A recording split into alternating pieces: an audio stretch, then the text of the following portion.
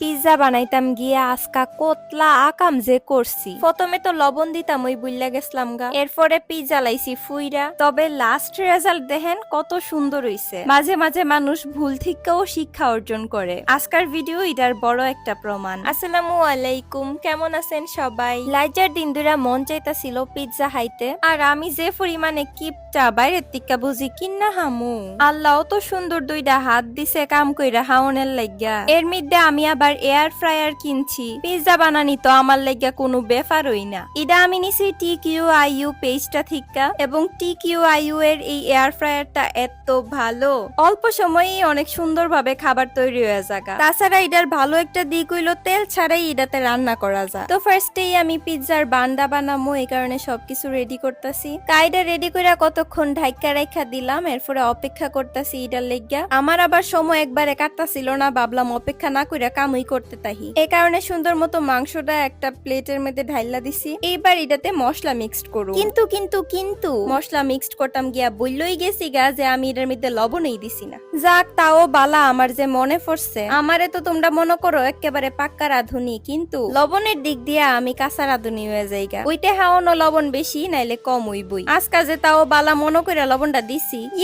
মাংস একদম রেডি। ওহন একটা বাটিতে মাংসগুলা রাইখা দিতেছি, কারণ আগে মাংসটাই রান্না করুন। যেহেতু এয়ার ফ্রায়ারে রান্না করতে কোনো প্রকার তেল লাগে না, এই কারণে হালি মশলা মাখায়া এয়ার ফ্রায়ারে দিয়া টাইম সেট কইরা সুইচটা অন কইরা দিলেই মাংস রেডি হয়ে যাইবো গা, তাও আবার খুবই অল্প সময়ে। এই এয়ার ফ্রায়ার তো আমার অনেক কামই কমাই দিছে, কারণ এটা একদম মাইক্রো ওভেনের মতো কাম করে। এমনকি এটা দিয়া কিন্তু কেকও বানানো যায়। সকল ধরনের ফ্রাই, যেমন chicken fry, French fry, fish fry, এ ধরনের জিনিসপত্র তো একদম ইজিলি বানানো সম্ভব। যাই হোক, পিজ্জাতে তো চিজ অবশ্যই থাকতে হইব, আর এগুলা আমার আম্মুই বানাই রাখে। আমরার ঘরের মধ্যে সব সময় এ ধরনের জিনিসপত্র থাকে, কারণে যখন ইজিটা খাইতে ইচ্ছা করে সবকিছু বানাইতে পারি। পিজ্জার বান্ধও কিন্তু তৈরি হয়ে গেছে গা। এবার আমি আস্তে আস্তে উপরে যা যা লাগে সবকিছু দিয়া দিতাছি। আমি তো অনেক বেশি এক্সাইটেড আছিলাম, কারণ এয়ার ফ্রায়ার দিয়ে আমি এই প্রথমবার পিজ্জা বানাবো। তবে আফসোসের বিষয় কি জানেন, আমি কিন্তু বালা কইরাই জানি খুব অল্প সময়ে এটার মাধ্যমে খাবার তৈরি হয়ে যাগা, তাও আমি টাইমারটা ভুল করে অনেক বেশিতে দিয়া দিছিলাম,